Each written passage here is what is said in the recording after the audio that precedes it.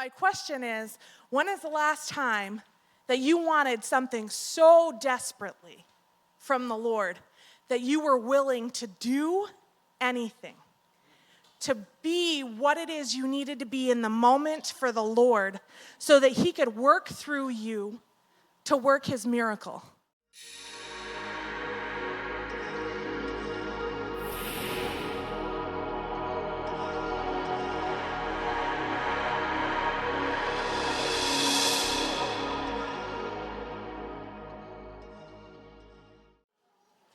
Well, it's that time. It's so good to be here in the house of God with you all. I want to thank the Hintons for coming on up. We love them very much. And I'm about to welcome Sister Renee Hinton up here. But I just wanted to ask, what's service going to look like next week at this time right here? Who said that? Barbecue, all right. We are not going to be here, so don't come here for 4 o'clock next week.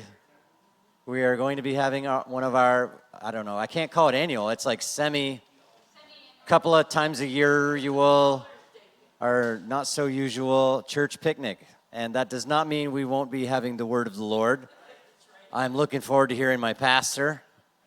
And I'm also looking forward to just shouting praise wherever we go together with you guys. So come and be ready to praise and worship God, even if we can't be as loud and echoey as we are inside the building. Let's bring who we are wherever we go.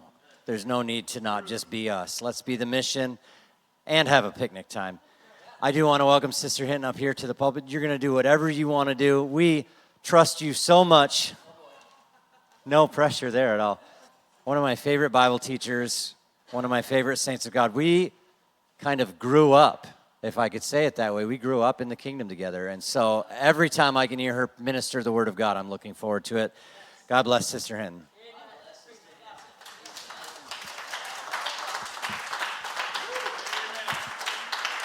Thank you. You can be seated. Thank you so much. I have a lot up here, so I'm going to try and get it all out. So I am here. Thank you all for allowing me to be here. Thank you, Brother McAllister, and thank you to my husband for allowing me to do this and coming with me. He's looking all important back there. Yep. I really appreciate this opportunity to do this. I'm here on behalf of the ladies' ministry, and I'm here to ask for your help in raising some money. So ladies' ministry wants to raise $13,000 plus. So we are going to continue to do our ladies' retreat this year. And yes, this year and next year. And we're also going to do our promotional event, which has evolved over time. But also what we want to do, and I have these pledge cards, so if you would like to help us with this, I'm going to leave them up here. And if you could get them to me by the end of the night, I would appreciate it. I'm going to leave it right here. You don't have to come get them now. And we want to build for our future. We're small right now as a district, and with the vision of our newly elected superintendent, we're going to grow. And so we want to build for our future. So yes, we may need $6,000 right now to put on ladies' retreat because that's what we budgeted. And it does cost money to bring people in to speak to our ladies. But when we get bigger, we're going to need more than that. And I'm going to put in a shameless plug. Ladies, if you have your ladies' retreat registration form, please fill it out and get it back to Mary Beth King by July 18th. If you get, July 18th. July, not June.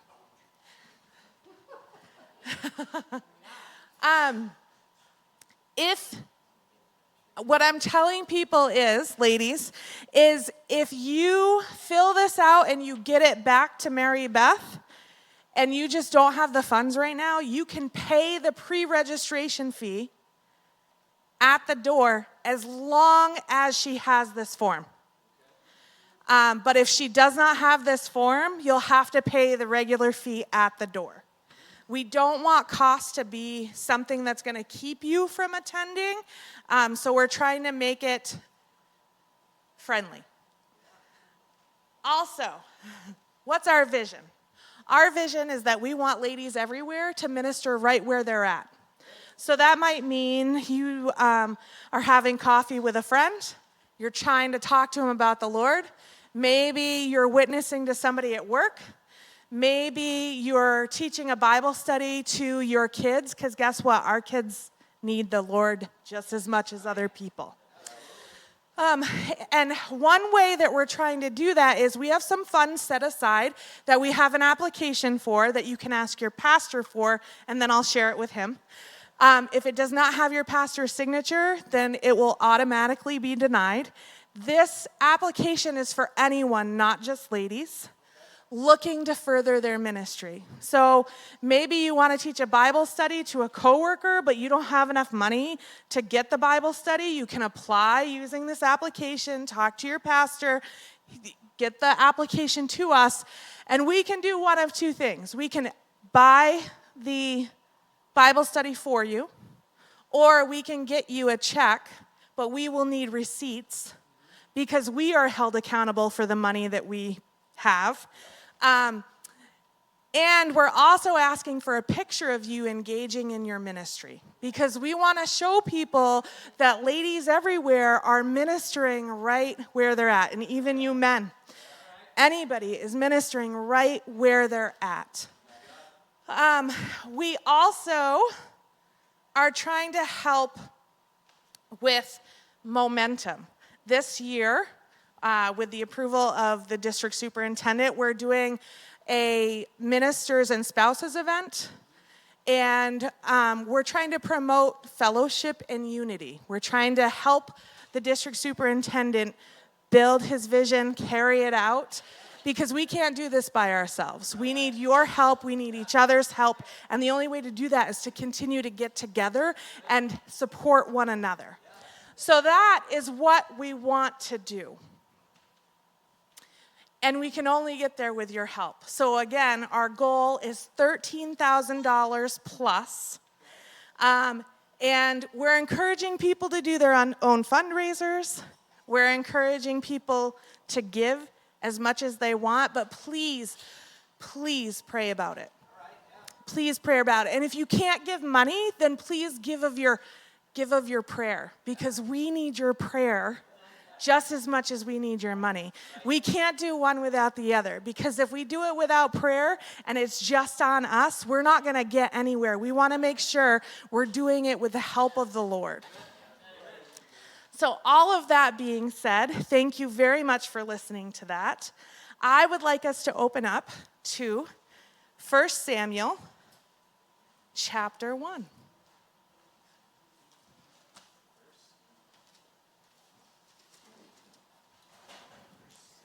Our theme for this year for Ladies Retreat and just the theme in general is withholding nothing. And my title this afternoon is, What Happens When We Withhold Nothing? So we're going to start in verse 1. And I'm going to say a whole bunch of names, and I'll probably mispronounce them. You can call them whatever you want when you're up here. So 1 Samuel chapter 1, verse 1 says, Now there was a certain man of Ramathaim, Zophim, of the mountains of Ephraim, son of Jeroam, the son of Elihu, the son of Tohu, the son of Zuph, an Ephraimite. And he had 2 wives. The name of one was Hannah, and the name of the other Peninnah. I say it wrong all the time. Peninnah, now I lost my place, had children, but Hannah had no children. This man went up from his city yearly to worship and sacrifice to the Lord of hosts in Shiloh. Also, the 2 sons of Eli, Hophni and Phinehas, the priests of the Lord, were there. And whenever the time came for Elkanah to make an offering, he would give portions to Peninnah, his wife, and to all her sons and daughters. But to Hannah, he would give a double portion, for he loved Hannah, although the Lord had closed her womb.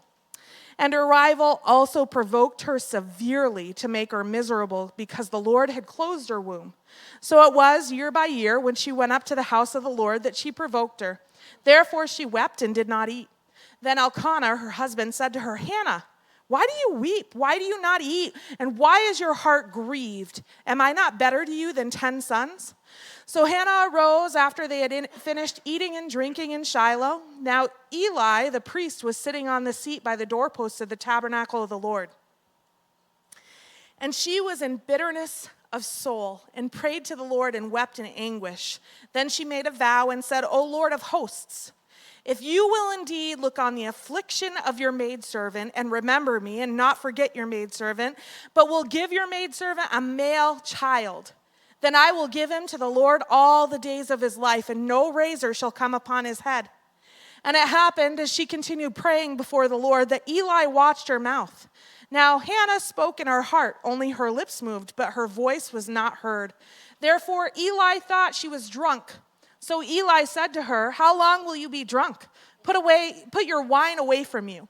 But Hannah answered and said, no, my Lord, I am a woman of sorrowful spirit. I have drunk neither wine nor intoxicating drink, but have poured out my soul before the Lord. Do not consider your maidservant a wicked woman, for out of the abundance of my complaint and grief I have spoken until now. Then Eli answered and said, go in peace, and the God of Israel grant your petition which you have asked of him. And she said, let your maidservant find favor in your sight. So the woman went her way and ate, and her face was no longer sad.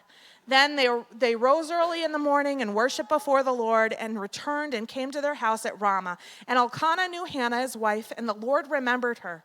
So it came to pass in the process of time that Hannah conceived and bore a son and called his name Samuel, saying, because I have asked for him from the Lord. You can go ahead and be seated.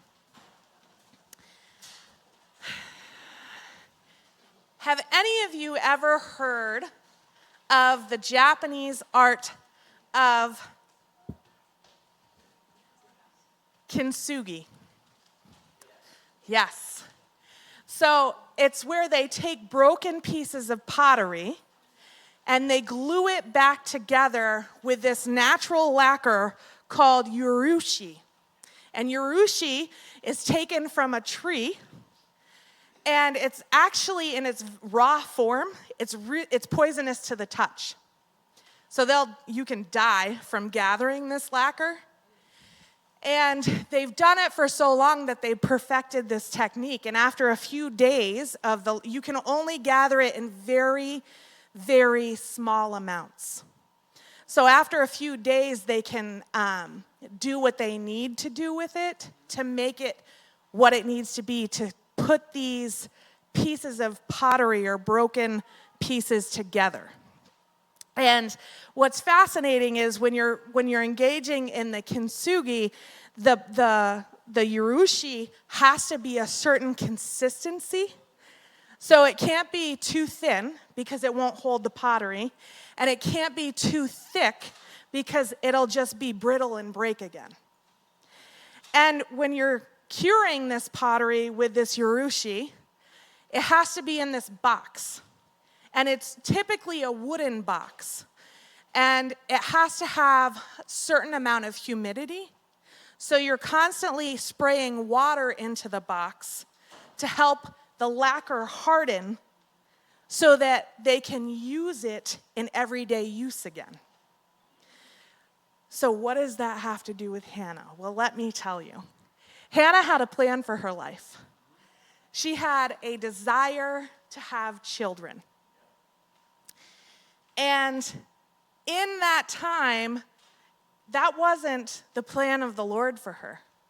She was just supposed to be right where she was. And my question is, when is the last time that you wanted something so desperately from the Lord that you were willing to do anything, to be what it is you needed to be in the moment for the Lord so that he could work through you to work his miracle? And I might be talking about physical children today, but I'm also talking about spiritual children. Because to every physical aspect of life, there is also a spiritual aspect of life. We cannot have one without the other. When we try ignoring it, that's when we get into trouble. So Hannah, she was suffering.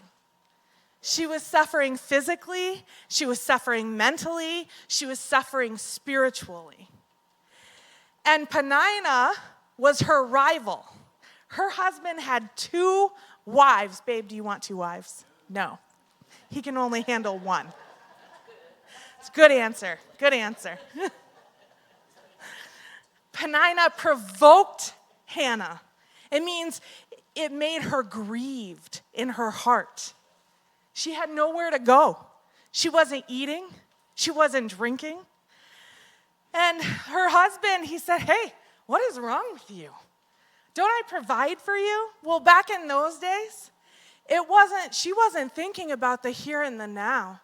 She was thinking about her future. Because back then, when her husband died, the oldest male relative was going to take care of her. And who was going to be her oldest male relative? Peninnah's son. Tell me, I don't know that I would want to be in that place. She probably was wondering, I wonder if they're going to take care of me, or I wonder if they're going to put me to the side and treat me and abuse me shamefully like they've been doing this entire time. And so she wasn't worried, again, about the here and now. She was worried about her future. So they go up every year to make their sacrifice. And she's not feasting with them because that's what they were doing. They were feasting. She was broken-hearted. So she goes to the temple and she starts praying. I'm going way ahead of myself because this is what I tend to do. Because I get excited. She's in bitterness of soul. Bitterness. She's praying so desperately, you can't even hear what she's praying because she's so brokenhearted. And this is the part I love. The man of God comes by, and he just makes an assumption. And I think there's a warning in that because, let me be honest, we're all ministers of the Lord. And we all make assumptions about people when they're praying or not, how they're living, whatever, right? We want to be helpful. And sometimes our helpfulness can get in the way of what the Lord wants us to do. And so we have to be really careful. The man of God, he comes by and is like, girl, put your drink away from you. And she's like, no, no, no. She was so desperate to not be misunderstood that she was willing to tell him, no, I am not drunk like you suppose. I'm actually desperately hurt. I am broken-hearted, and there's no one to help me. And I've laid it all before the Lord. This is dangerous too. He says, go your way. Be blessed. Have your wish. He had no clue that blessing was going to come back on him. No clue. Be careful who you bless and what you bless them for. He had no idea what she had prayed about. So she's excited. Okay, she's believing what the man of God is saying. She goes her way. She knows her husband. They become pregnant. She's super excited. She tells her husband, I'm not going to go up with you. I want to wait until the child's weaned, and then I'll go up with you and I'll fulfill my promise to the Lord. She had to have told him, I'm giving this kid back to the Lord. I mean, I don't know. Ellie's 5. Okay, so this is what I've told everybody else. So the American Medical Association and the American Pediatrics Association tell us in today's society that a child should be at least 5 years old before they're weaned. Now, I don't know how many of you know Ellie Jean Hinton. She's my 5-year-old. She has a full head of hair and teeth. Right. Right. She was weaned well before 5 years old. She can talk in full sentences. So Hannah weans her child, and she brings him to the man of God. And she says, hey, remember me? I'm the woman that was in great sorrow of soul. I was grieved, and here I am with my promise. Do you want Ellie Jean Hinton for the rest of her life? She's my blessing. Right? She said, Lord, you give to me, I'm going to give it back to you. How willing are we when we ask the Lord for a blessing? Are we allowing him to use it for whatever he wants? Whatever he wants. She gave her child up, the child that was going to provide for her when her husband died. She gave it all up because she promised the Lord she was going to give him back what he had given her. And then we read later and find that she has more sons and daughters. She was a blessed woman, but that doesn't stop there because Samuel replaces Eli's lineage. And he blesses, well, you can argue that he blesses the Israelite nation, right? He goes and he speaks before kings. He actually helps to anoint the kings for the nation of Israel. He leads Israel where they're supposed to go. God had a plan. Hannah had a plan, but it wasn't the right plan until she gave it over. So what's that mean? Okay, Renee, you've talked about kintsugi and you've talked about Hannah. Well, just imagine Hannah's life like that broken pottery. And that urushi, right? That lacquer, that natural lacquer, I imagine that as the Holy Spirit. But because it cannot dry properly without water, we need God's Spirit flowing through us in order to fix those broken pieces in our lives and our hearts. We cannot do this on our own. So today, what is it that you've been suffering from? How's your physical and your spiritual life? Are you broken? Because I know a healer. Have you given your petition to the Lord today? Because if not, he's never going to be able to use it. Are you willing to let him have complete control and surrender everything to him? And just say, you know what, Lord? It doesn't matter. My kid's life is in your hands. My work life, it's in your hands. I can't do anything about it, but I know you have control. Surrender can be tough. But when we surrender, Jesus can do mighty, mighty things.